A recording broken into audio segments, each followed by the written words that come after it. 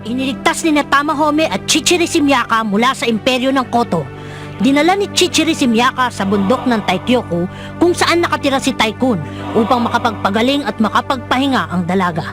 Habang nasa kanlungan ni Taikun, napag-alaman niya na ang kanyang kaibigan na si Julie ay dumanas ng matinding hirap nung una itong mapadpad sa Koto 3 buwan lang nakakaraan. Sa tulong ng kapangyarihan ni Taikun, tinulungan niya si Miyaka na muling maalala ang kanyang misyon at mabuo ang isang desisyon, ang bumalik sa Konan at hanapin ang iba pang tagapagtanggol. Subalit nang makabalik siya sa Konan, ang magkaribal sa pag-ibig na sina Hotohori at Tamahome ay nagtuos para sa pagmamahal ng dalaga.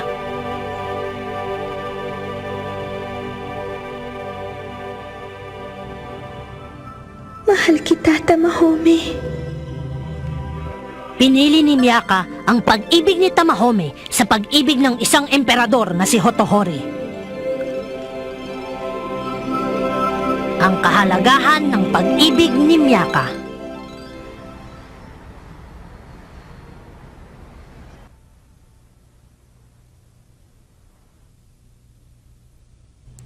Batid ng Suzaku ang pag-ibig na hinahandog sa kanya ni Tamahome, kaya't sinuklian niya ito ng kaparis na pagmamahal. Hindi ako makapaniwala na ang Suzaku nila ay si Miyaka. Kailan pa kaya siya naging popular sa mga lalaki? Na mga oras ding yun, nakaramdam si Tamahome ng matinding pangamba.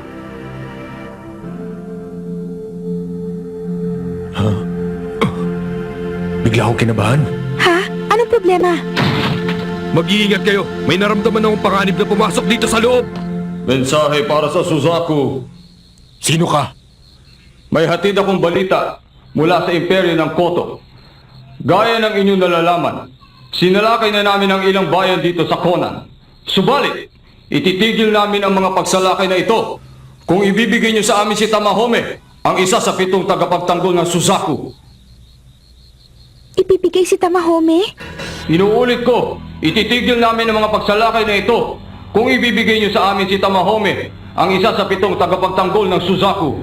Gusto nilang kunin si Tamahome bilang kapalit ng kanilang pagsalakay. Mahal ko si Tamahome, kaya't gagawin ko ang lahat. Miyaka, maagaw ko lamang siya sa'yo. Si Julie kaya ang... Miyaka, ano nangyari dito? Nasa kisame!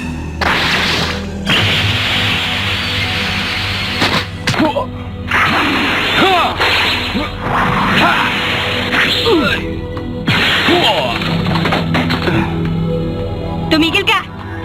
Ayaw mong tumigil, ha?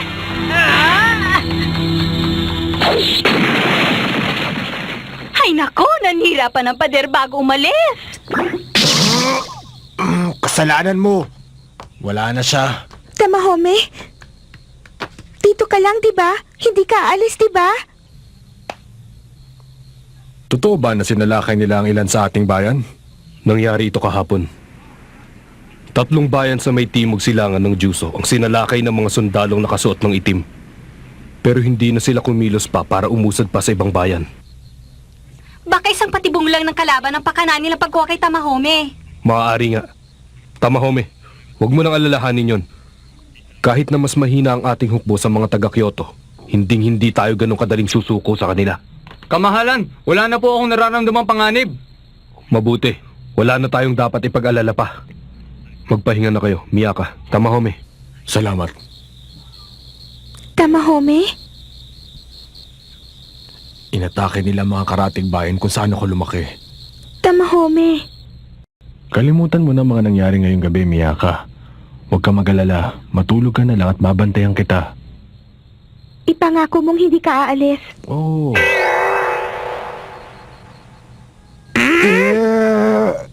Huwag mo namang sabihin nagdududa ka pa sa akin.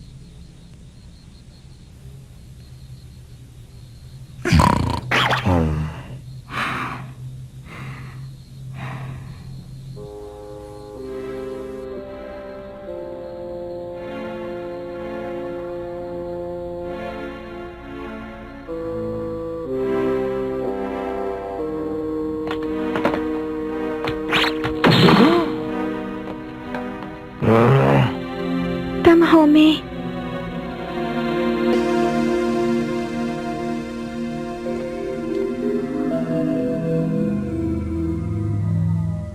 Miyaka.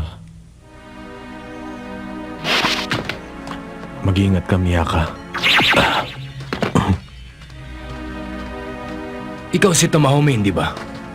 Nangako kayo na hindi niyo nasasalakay ng Conan pag sumunod ako sa inyo. Tinutupad namin ang aming pangako. Tayo na. Nakahanda na ang iyong kabayo. Tamahome! Tamahome! Nasaan ka na? Anong problema, Miyaka? Hindi ko makita si Tamahome. Miyaka, anong nangyari? Bakit balisa ka? Hotohori, si Tamahome. Hindi ko siya makita. Nawawala siya. Ano? Nakita ko tong papel sa mesa ko kanina. Merong nakasulat dyan pero hindi ko naman mabasa dahil ibang klase ang mga letra. Anong sinasabi ng sulat? Miyaka, umalis na si Tamahome. Wala na siya. Ha? Umalis siya upang pumunta sa Koto. Hinihiling niya sa'yo na hanapin mo na ang tatlo pang tagapagtanggol habang wala siya. Ipinapangako niya na babalik siya kapag nabuo na ang 6 na tagapagtanggol. Hindi totoo yan. Nangako siya sa akin kagabi na hindi niya ako iiwan. Baka may nangyaring masama sa kanya. Hotohori, baka nagkamali ka ng pagbasa.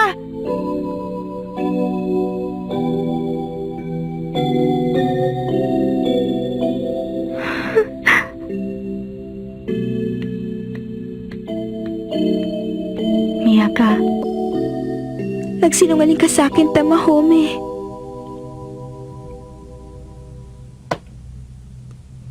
Aalis kayo para hanapin ang mga tagapagtanggol. Oo, nakapagpahinga lang ako ng husto eh. Pero paano? Wala nang aklat ng langit at lupa para magbigay ng tulong sa paghahanap sa iba pang tagapagtanggol. Nasa mga taga-Koto na ito. Kasalanan ko. Ha? Hindi naman kita sinisisi, Miyaka. Ano yan? Bigay ni Tycoon. Ang salamin na yan ang kapalit ng aklat ng langit at lupa na tutulong din sa'yo para malaman kung malapit mo nang makita ang iba pang tagapagtanggol. Susubukan kong gamitin to. Sige, Miyaka! ano yun? Wala naman. Mag-iingat ka.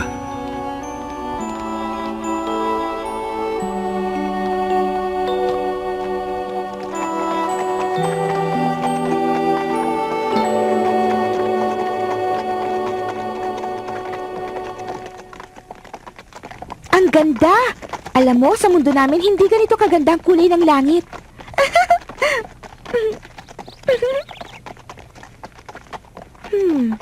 Dapat may ipapakita daw ang salamin sa atin na may kaugnayan sa mga natitira pang tagapagtanggol.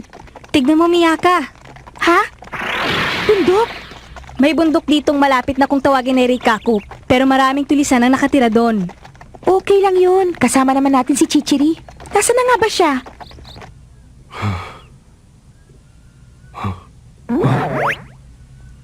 Ikaw ba yan, Chichiri? Nagpasya po akong bumalik, kamahalan. Bakit ka bumalik?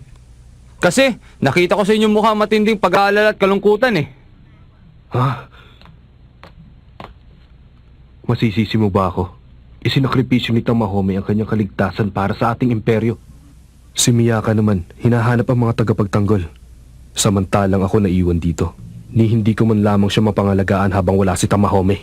Eh di, kung gusto nyo, ako muna ang papalit sa inyong pwesto, kamahalan. Ano?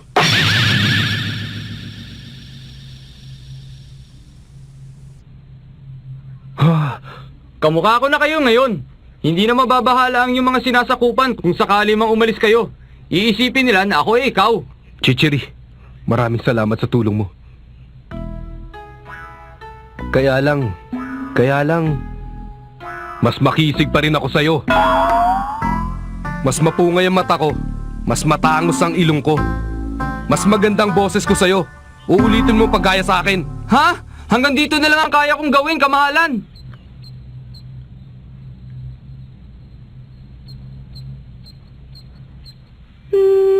Teka. Kukunin namin ang lahat na nakasulat sa pahinang ito. Pero, Huwag kang mag-alala. Meron kaming babayad sa'yo.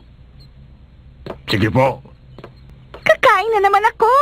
Alam mo ba kung nasan nagpunta si Chichiri, Noriko? Sayang din kung hindi siya makakasalo sa atin, di ba? Miyaka, alam kong nalulungkot ka sa pagalis ni Tamahome, kaya wag mong piliting magsaya. Naku, hindi okay na ako ngayon. Hindi ka okay!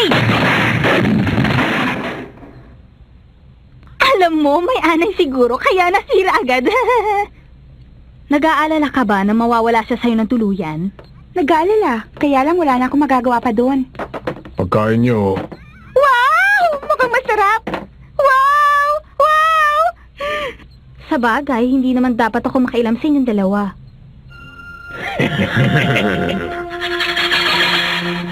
Miyaka, sandali! Huwag mo kainin yan! Hindi mo ba alam? Baka may lason at kinain mo!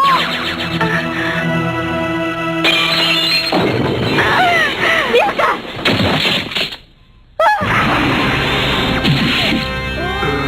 Sige na, Miyaka, tumakas ka na! Ako na bahala sa mga tulisang ito! Takas na!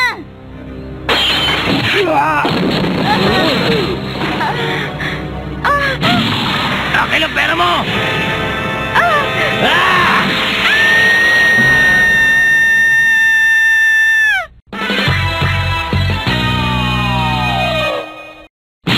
Akin ang pera mo!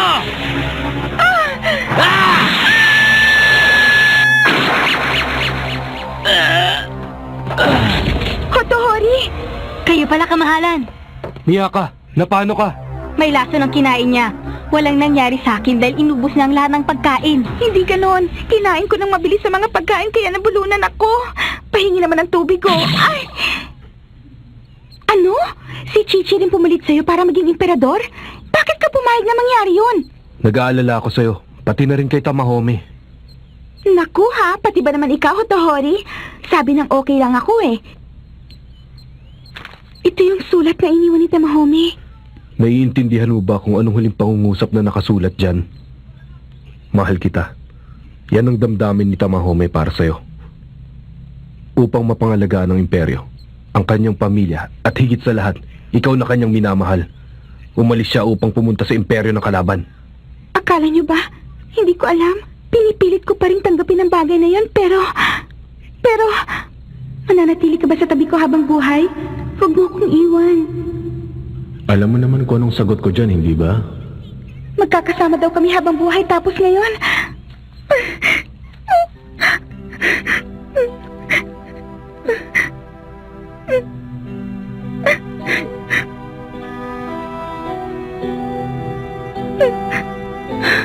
Sorry ha.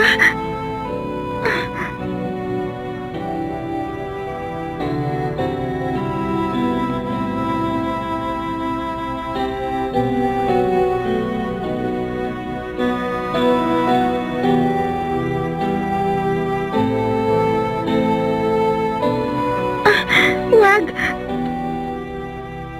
Talaga bang ganyan kalaki ang pagmamahal mo kay Tamahome? Alam kong wala na akong halaga sa'yo at alam kong hindi rin tama na ipilit ko ang aking sarili sa'yo. Pero anong magagawa ko? Mahal kita, Miyaka. Mula pa nung una kitang makita.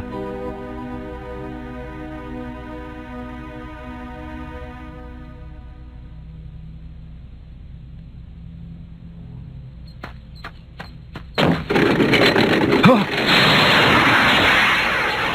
Miyaka! Miyaka!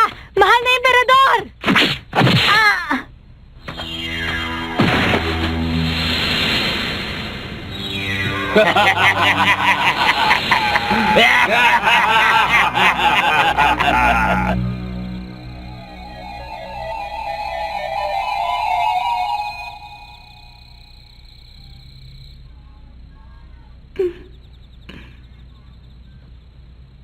Ah!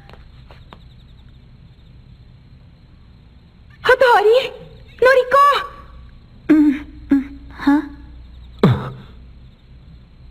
Miyaka! Buhay kayo! Akala ko iniwan niyo na ako eh. Nasaan na tayo? Anong ginagawa natin dito? Wala na akong maalala mula nang tumakbo ko papunta sa inyo. Hotori, tumutugo ang braso mo. Baliwala ito. Ikaw ang nasaktan dahil sa akin. Miyaka! Bakit mo ginawa yun?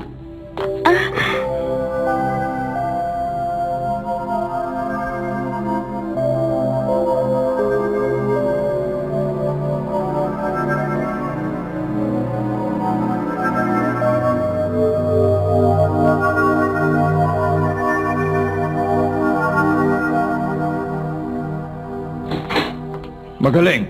Mabuti naman at gising na kayo. Sino kayo? Masama yan. Hindi mo kami nakikilala. Sige, sasabihin ko. Kami ang tanyag na tulisan ng Reikaku. Kinuha na rin namin ang mga bagay niya bilang pambayad. Sumunod lang kayo sa amin at siguradong hindi kayo mapapahamak. Naalala ko na. May lumabas na letra sa salamin na ang ibig sabihin ay bundok. Kung tama ang hinala ko, ang ikalimang mandirigma ay isa sa mga tulisang ito. Sumunod lang kayo sa mga sasabihin namin at...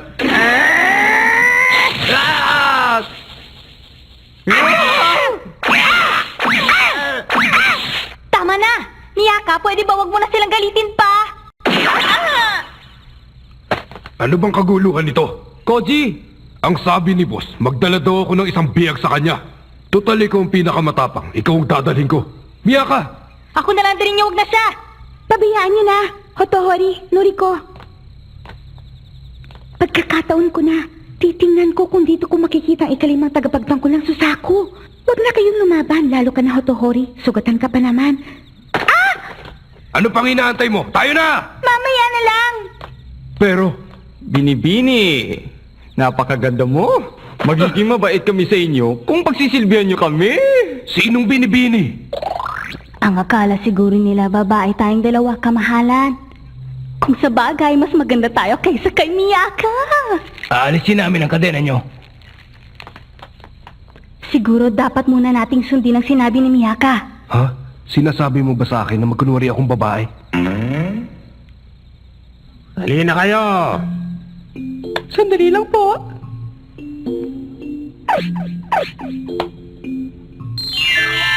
Handa na ako ngayon, Noriko. Sige na, inumin mo na yan. Ay, ang galing mong uminom. Oh, ikaw naman dyan. Baka pareho kami ng gusto ni Hotohori.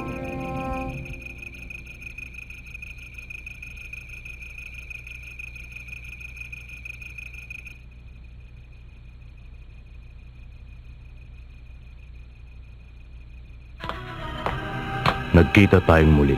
Tamahome, ang tagapagtanggol ng Suzaku. Ikaw? Ang pangalan ko ay Nakago.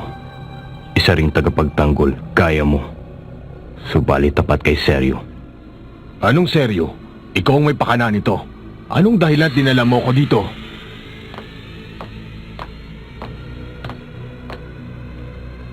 Upang maliw ang aming mahal na Seryo.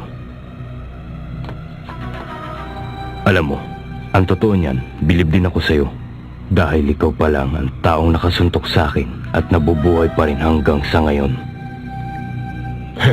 Dahil hindi ka totoong malakas.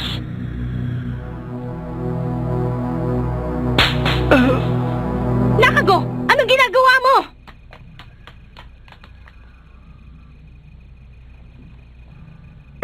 Hayaan mo, baliwala to. Umalis na kayo ngayon. Iwanan nyo na kaming dalawa. Masusunod po, mahal na Seryo.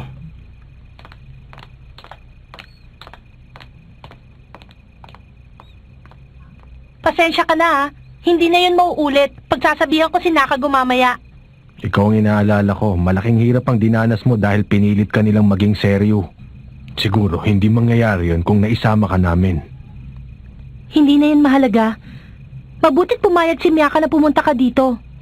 Hindi na ako nagpaalam pa sa kanya. Hindi na? Walang kaso yon kasi sigurado ako na makikita niyan 3 pa sa 7 tagapagtanggol.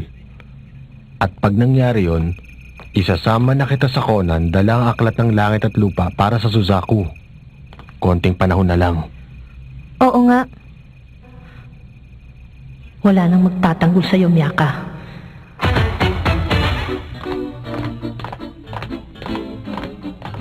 Hindi ko hahayaan na muling bumalik sa'yo si Tamahome. Ang nahirang ng Suzaku ay tatagpuin na ang pinuno ng mga tulisan.